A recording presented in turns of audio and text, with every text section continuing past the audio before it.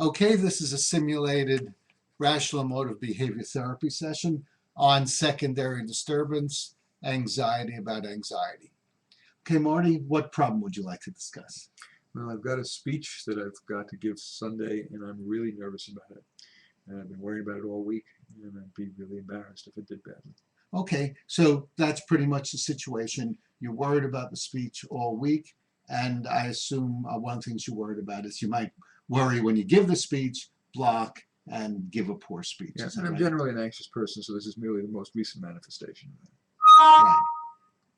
And Mhm. so the situation is you are anxious now about being anxious at the speech. Yep. So as we know, if you're anxious, you have some thoughts in your head, a way of looking at things that causes the anxiety, which normally begins with I must, or I should, or I must not, or I should not something. So when you think about being anxious at the speech, right before you make yourself anxious now, what do you tell yourself? I could survive. If the thing failed, big deal, the world will not come to an end. Right. Now, if you just told yourself that, you wouldn't be anxious. That's pretty reasonable.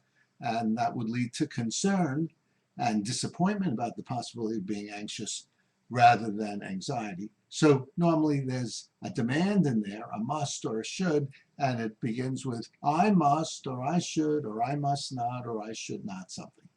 That's right. I better not be anxious or I'm going to screw it up, and God knows I'm going to be embarrassed as hell. Right. Again, I better not be is fine. That's reasonable. But in order to be anxious, you're escalating the better not be to I absolutely must not be anxious. Okay. Okay. And that leads to more anxiety. Okay. Okay. So then the question is it true? Is there any data to support that idea that I absolutely must not be anxious at the speech? Yeah, there's no such data. Right. Okay. Now, I would like you to write this down. Okay. There's no such data saying I absolutely must not be anxious at the There's speech. no data that I absolutely must not be anxious at the speech. Although I strongly prefer not to be anxious. Although I strongly prefer not to be anxious at the speech. Okay. Okay. It would be very uncomfortable and disadvantageous to be anxious. Very uncomfortable, and disadvantageous to be anxious at the speech. Yep. But not the end of the universe. But not the end of the universe. Okay, now what? I've been anxious giving talks before, and I've survived, and I'll survive this one. Okay. Been anxious giving talks before and survived, and I could survive this one. All right. The more I pressure myself not to be anxious, The more I pressure myself not to be anxious, the more anxious I'm likely to make myself. the more anxious I'm likely to make myself. Okay.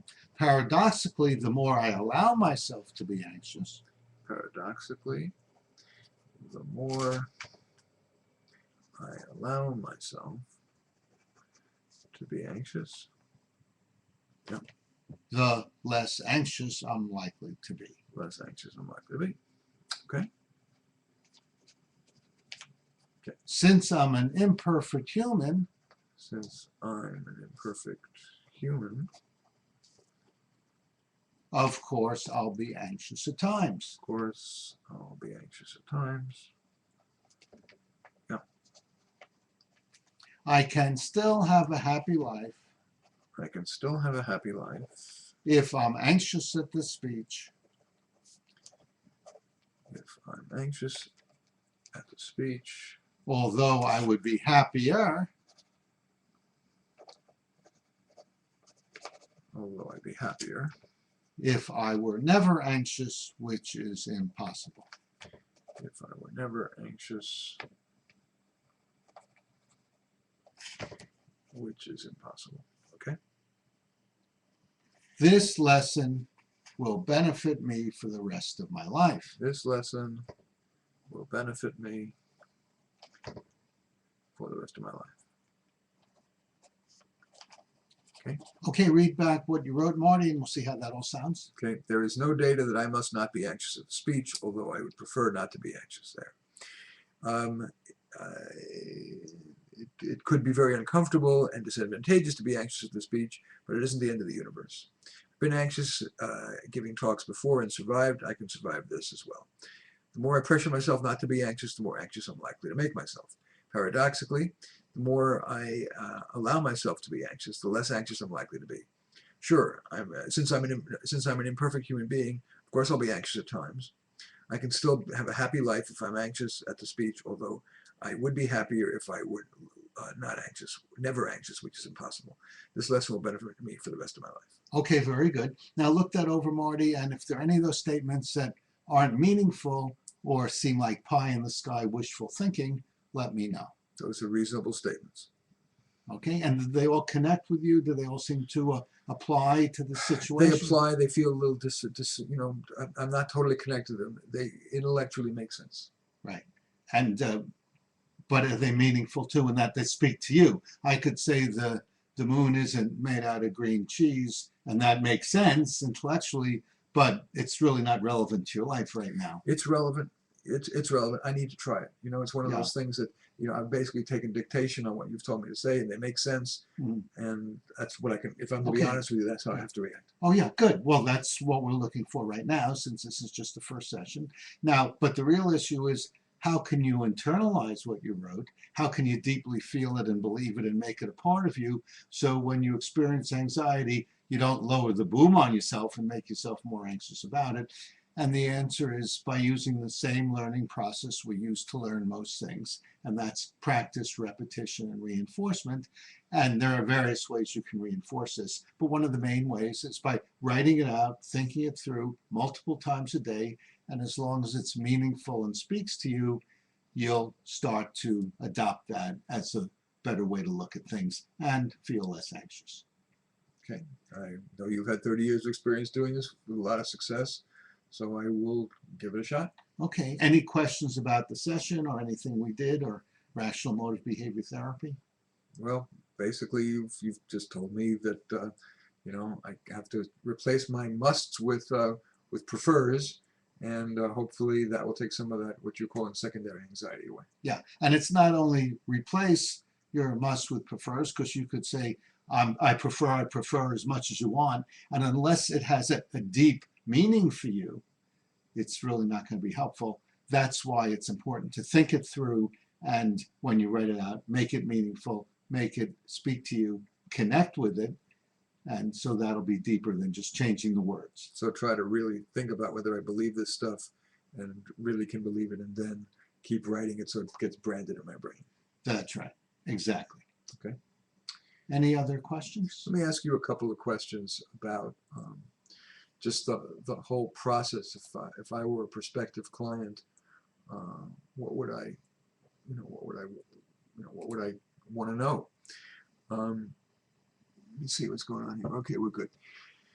So, what makes you different than other therapists that would make me want to see you if I'm a prospective client? Well, we'd be a good fit if you're looking for a therapist who's very active in the session and gives you a lot of feedback rather than largely a sympathetic listener. And also if you want someone who deals with your present problems rather than takes you back to your past history and discusses your childhood and dysfunctional family, then we'd be a good fit there also. And if you want to work conscientiously in your own progression and your own treatment, then that's something that I would help you do, because I end all my sessions with specific goals, things you can work on daily between sessions in order to make these changes. And then at the next session, we go over the goals, see how you did, and modify them so they're more adapted to your situation. And how much should I roughly budget for the time that I'd be spending working, for the sessions I'd be spending with you? Well, the sessions are usually duration of 8 to 10 sessions. but they could be fewer if you work very hard at this. And my fee is on a sliding scale, and my top fee is $220 for people who are employed and doing well financially, $120 at the other end for people who are unemployed or students or having financial difficulties, and you decide what's best for you. Okay. Anything else you want to say before we stop? Yes, my website is very useful. It has a lot of information about my approach, and it's 3minutetherapy.com. 3 is spelled out. 3-Minute Therapy is all one word. And I can be reached at 415-673-2848. I do phone therapy with people around the country and in Western Europe, as well as in-person therapy in San Francisco. If I can make a little editorial comment. I guess I'm not in the picture here. I'm a friend of Michael Edelstein, but I'm also more committed to integrity than I am to being his friend. And I know him pretty well, and this is what I really think about the guy. He's the best listener I've ever met. He is an extremely rigorous thinker. He thinks extremely rationally in a way that 99% of people can't. And I don't think that all came through at all in this video. So in my honest judgment, no therapist is right for everybody, but I think he is worth spending one session with and then reassessing. He's an extraordinary guy. He cares. He's a very well-adjusted guy. He's not like so many therapists who screwed up. He's not. He's a very reasonable, well-adjusted guy. And that is my honest opinion of Michael Edelstein. Well, that's so nice of you to say, and I didn't pay you to say that. That's right. I swear on my mother's life, that is exactly what I feel about Michael Edelstein. Thanks, Marty. Yep. Okay.